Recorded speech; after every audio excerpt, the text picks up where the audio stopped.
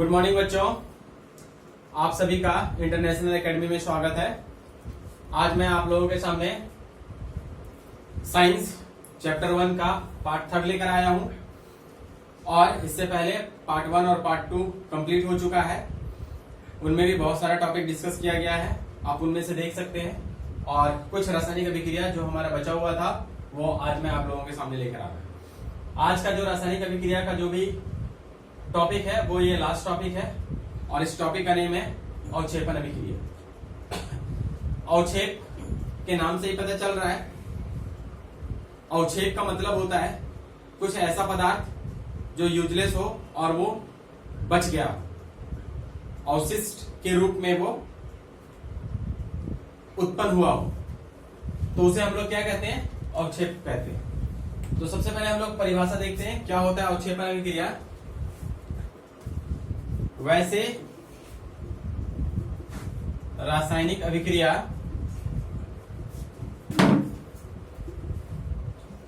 जिसमें अवक्षेप का निर्माण होता है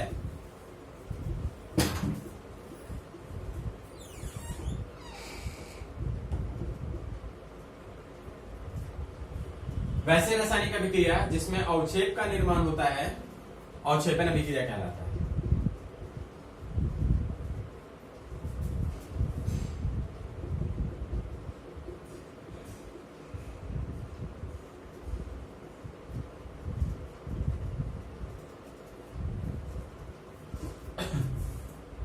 चलिए आज हम लोग इसका एक उदाहरण ले लेते हैं।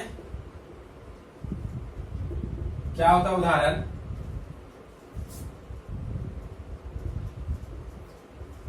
सोडियम सल्फेट को जब बेरियम क्लोराइड के साथ अभिक्रिया कराया जाता है तो यह बेरियम सल्फेट और सोडियम क्लोराइड बनता है। इस अभिक्रिया में ये जो बेरियम सल्फेट है यह अवक्षेप की तरह कार्य करता है।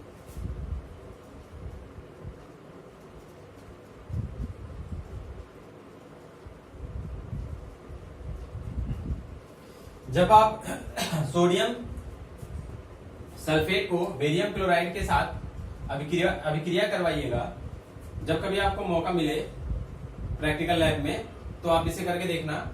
तो क्या होगा, एक पदार्थ होगा गाढ़ा टाइप का जो परखनली के नीचे जमा हो जाता है और वह जो पदार्थ है उसी को हम लोग बेरियम सल्फेट कहते हैं। और चूंकि वो तली में नीचे जमा हो जाता है इसलिए इसको अवक्षेपण अभिक्रिया कहते हैं, ठीक है। और बेरियम सल्फेट को अवक्षेप कहा जाता है। क्योंकि इस अभिक्रिया में अवक्षेप उत्पन्न होता है इसलिए यह अवक्षेपण अभिक्रिया कहलाता है। और अवक्षेप के रूप में क्या उत्पन्न होता है? तो बेरियम सल्फेट उत्पन्न होता है, इसलिए इसे हम लोग क्या कह देते हैं? अवक्षेप कहते हैं। तो ये था आपका रासायनिक अभिक्रिया का ये लास्ट टॉपिक है। इसके आगे हम लोग न्यू टॉपिक के साथ चलेंगे। आप इसका स्क्रीनशॉट ले लीजिए।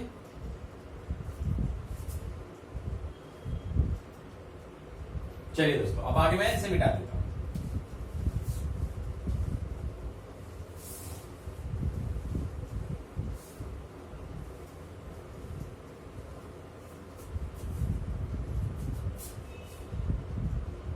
नेक्स्ट टॉपिक है संक्षारण। संक्षारण होता क्या है? आप सभी लोग इन संक्षारण से परिचित होंगे, लेकिन आज हम लोग इसके गुणों के बारे में पढ़ेंगे और जब मैं बताऊंगा तो आपको पता चल जाएगा कि शायद मैं इसके बारे में जानता हूं, लेकिन हम लोग इसका डेली यूज नहीं करते हैं। अपने लोकल यानी कि जो क्षेत्रीय बातचीत में इसका प्रयोग नहीं होता है, इसलिए माइंड में नहीं रहता है। और अगर होता भी है तो हम लोग उसको कुछ अलग नामों से जानते हैं। सबसे पहले मैं बता देता हूं, ये जो लिखा हुआ है संक्षारण, तो जब भी कोई धातु को खुली वायु में या अम्ल में रखा जाता है, अम्ल की उपस्थिति में, नमी या वायु की उपस्थिति में, तो उसके ऊपर एक परत जम जाता है। और जब ये परत जम जाता है तो वह परत धीरे धीरे उस को पतला कर देता है, उस धातु को पतला कर देता है, क्षय कर देता है। जैसे जंग लगता है किसी लोहे में तो वह धीरे धीरे पतला होता चला जाता है, तो उसको हम लोग संक्षारण कहते हैं। दूसरा मैं आपको बताता हूं, एक और अच्छा सा एग्जांपल देता हूं। जैसे कि हमारे पास चांदी का कोई आभूषण है, उस आभूषण को अगर हम लोग लंबे समय तक इस्तेमाल करते हैं तो वो काला कलर का हो जाता है, उसका रंग जो है काला हो जाता है। रंग काला होने के बाद हम उसे लेकर जाते हैं सुनार के पास, सुनार से उसमें साफ करवाते हैं, तो वो साफ करता है तो उसका ऊपर का जो परत है वो हट जाता है, और जिसके कारण वो पतला हो जाता है। पतला होने के कारण क्या होता है कि वो उसकी जो मात्रा है, उसकी जो गुण है वो धीरे धीरे समाप्त होने लगती है। तो इस प्रकार आपको समझ में आया होगा कि ये संक्षारण क्या कहलाता है। संक्षारण का मतलब होता है एक ऐसी रासायनिक अभिक्रिया जिसमें कोई धातु अपने ऊपरी परत का क्षय कर लेता है या क्षय हो जाता है। कब होता है? तो जब हम इसे वायु, नमी या अम्ल की उपस्थिति में रखते हैं। तो चलिए अब हम लोग इसका परिभाषा लिखते हैं। वैसे रासायनिक अभिक्रिया, वैसे रासायनिक अभिक्रिया जिसमें किसी धातु को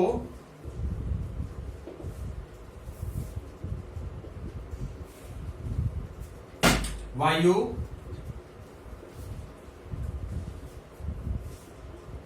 नमी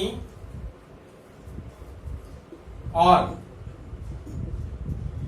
वैसे रासायनिक अभिक्रिया जिसमें किसी धातु को वायु, नमी और अम्ल की उपस्थिति में रखा जाता है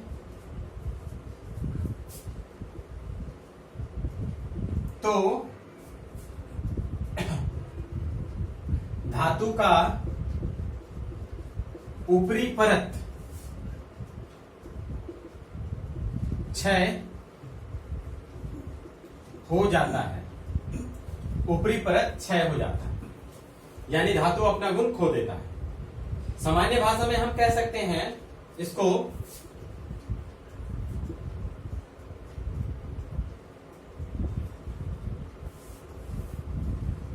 जंग लगने की प्रक्रिया को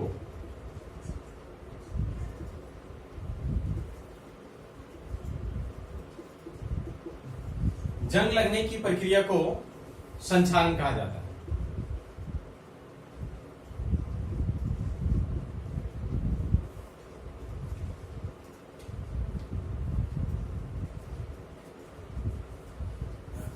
जंग लगने की प्रक्रिया को संक्षारण कहा जाता है। चलिए, ये बातें आपको बहुत सटीक लगा होगा और समझ में भी आया होगा, लेकिन बुक में जंग लगने की शब्द को क्या इस्तेमाल किया गया? संक्षारण इस्तेमाल किया गया। इसमें सभी धातु आ जाते हैं।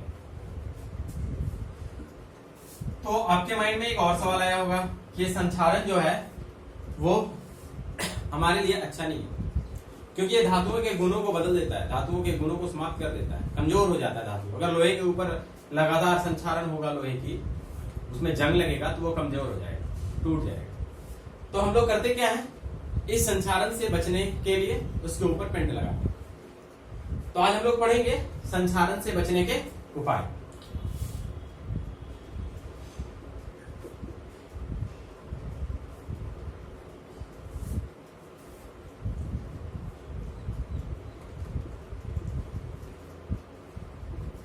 संक्षारण से बचने के उपाय क्या है? संक्षारण से बचने के उपाय, कोई भी धातु का पदार्थ है उसके ऊपर हम पेंट लगा देते हैं, पेंट करते हैं।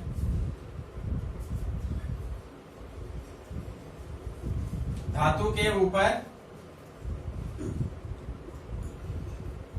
पेंट लगाकर, और क्या होता है, धातु के ऊपर तेल या ग्रीस लगाकर,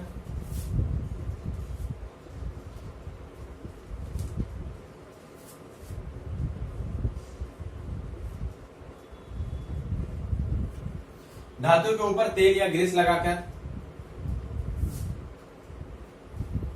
तीसरा क्या होता है, धातु के ऊपर कम अभिक्रियाशील पदार्थ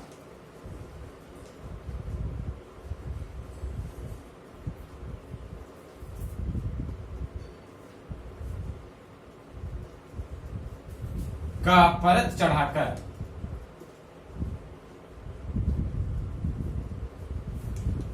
चलिए, ये बातें अगर आपको समझ में आ गई हो तो ठीक है, नहीं तो मैं आपको एक्सप्लेन कर देता हूं। धातु के ऊपर कम अभिक्रियाशील पदार्थ का परत चढ़ाकर, इसका क्या मतलब होता है? इसका मतलब होता है कि आपने देखा होगा या सुना होगा, जैसे हम लोग कभी सुनार के पास जाते हैं चांदी का आभूषण बनवाने, तो उससे बातें करते हैं और वो क्या कहते हैं कि आप इसके ऊपर सोने की परत चढ़ा दीजिए। तो चांदी के आभूषण के ऊपर सोने की परत चढ़ाने का मतलब होता है, क्योंकि चांदी अधिक अभिक्रियाशील होता है सोने की तुलना में। इससे क्या होता है कि चांदी जो है वो संक्षारण से बच जाता है। चलिए दूसरा उदाहरण देता हूं। आप जब साइकिल चलाते हैं, साइकिल इस्तेमाल करते हैं, तो साइकिल का जो हैंडल होता है, उस हैंडल को आप देखेंगे वो स्टील की तरह होता है, चमकता है, ऊपर से वो चमकता हुआ दिखता है।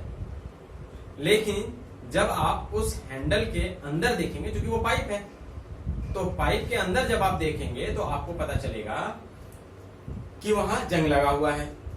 इसका क्या मतलब हुआ? इसका मतलब हुआ कि जो हैंडल है वो लोहे का बना हुआ है। आप चुंबक को उसमें लेकर के जाइएगा तो चुंबक उसमें चिपक जाएगा, लेकिन ऊपर से जंग नहीं लग रहा, अंदर से जंग लग रहा है। इसका मतलब हुआ ऊपर से कम अभिक्रियाशील पदार्थ का परत चढ़ा हुआ है। तो इस तरह से बहुत सारे ऐसे धातु हैं जो बहुत अधिक अभिक्रियाशील है, उसको बचाने के लिए उसके ऊपर धातु की परत चढ़ा दी जाती है, ऐसे धातु की जो बहुत कम अभिक्रियाशील। आपको एक और उदाहरण देता हूं मैं। तेल का डब्बा होता है, आपने देखा होगा तेल का डब्बा। कौन सा तेल का? सरसों तेल का डब्बा जो मार्केट में आता है। उस डब्बे के अंदर आपने देखना वहां पे एकदम स्टील की तरह चमकता हुआ प्रतीत होगा। लेकिन जब आप उसे कुछ देर के लिए, लंबे समय तक के लिए वायु और नमी में छोड़ दीजिएगा तो उसमें भी जंग लग जाता है। तो वो उसके ऊपर भी एक परत चढ़ा हुआ है। एक्चुअली वो लोहे का बना हुआ है, वो चदरा है, लोहे का सबसे पतला परत है। वो जंग ना लगे इसलिए उसके ऊपर टिन का एक लेप लगा दिया गया है। और इस तरह से उस धातु का जो बर्तन है बनाया गया तेल को रखने के लिए, वो आसानी से जंग नहीं लगता है और वह सुरक्षित रहता है। तो मैं उम्मीद करता हूं आप लोगों को ये समझ में आया होगा। अब आप इसे नोट कर लीजिए, मैं इसके बाद नए टॉपिक के साथ आता हूं आपको। चलिए मिटा दे।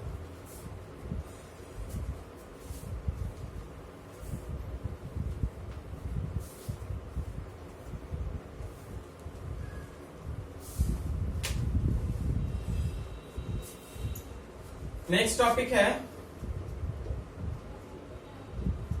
विकृत गंधिता।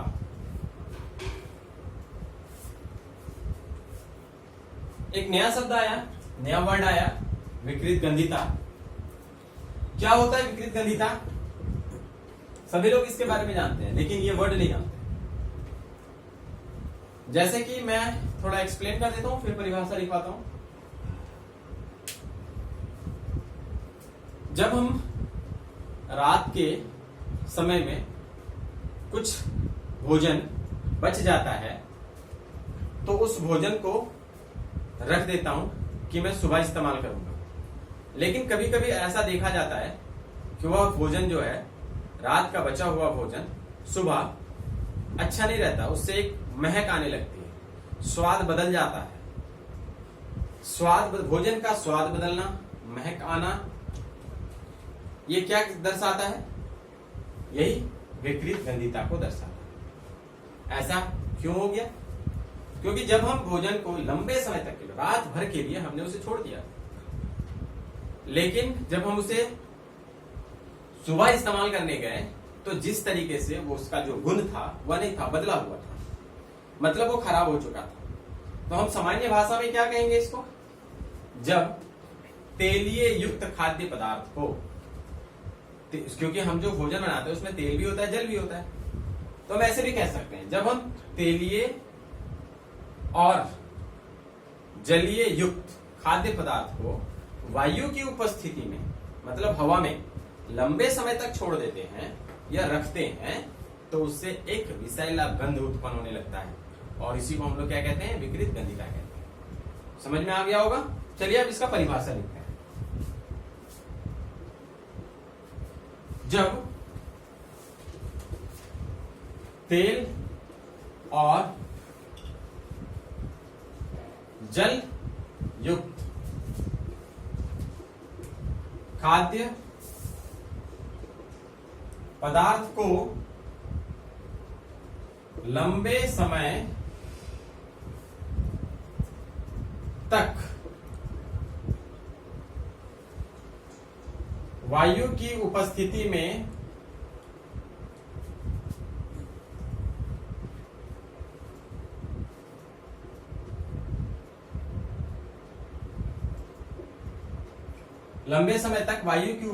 में छोड़ दिया जाता है, तो उस भोजन से एक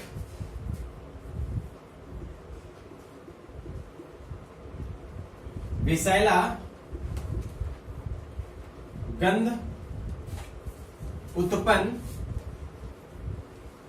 होने लगता है,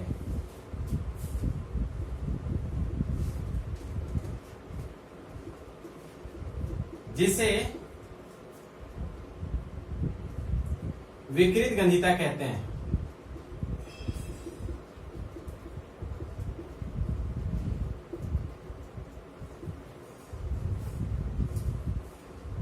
सामान्य भाषा में कह सकते हैं भोजन का खराब होना।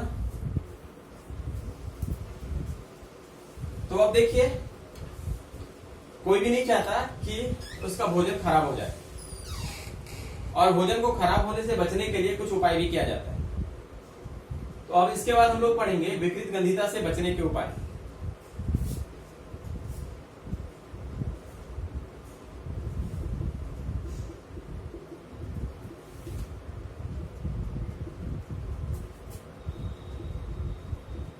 विकृत गंधिता से बचने के उपाय।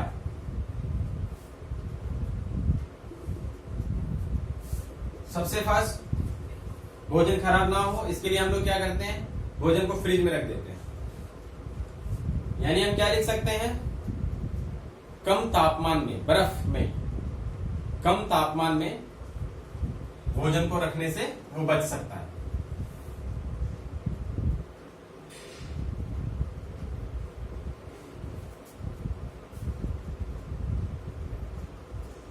कम तापमान में भोजन को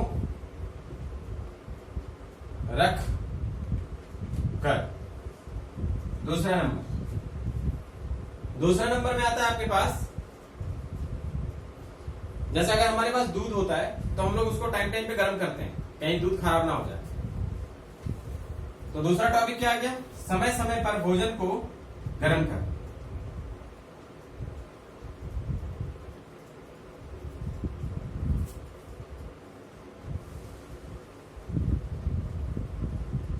समय समय पर भोजन को गर्म कर। तीसरा नंबर क्या आता है,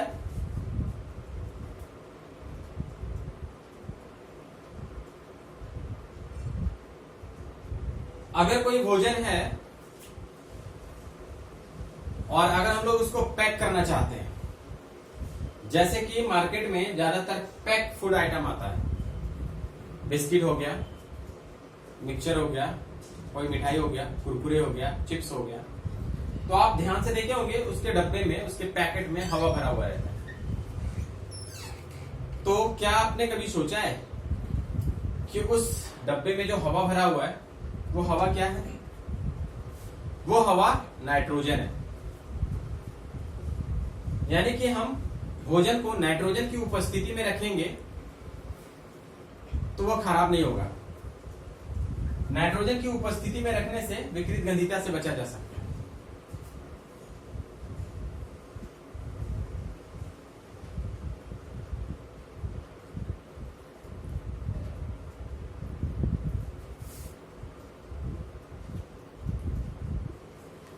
नाइट्रोजन की उपस्थिति में रखकर। तो ये हो गया आपका विकृत गंधिता से बचने के उपाय। एक और है लास्ट, जैसे हमारे पास फ्रूट्स या जैसे आम हो गया, नींबू हो गया, हम लोग अचार बनाते हैं।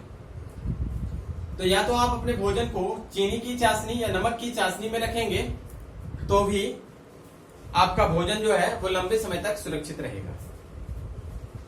तो क्या लिखेंगे? चीनी या नमक की चाशनी में रखकर।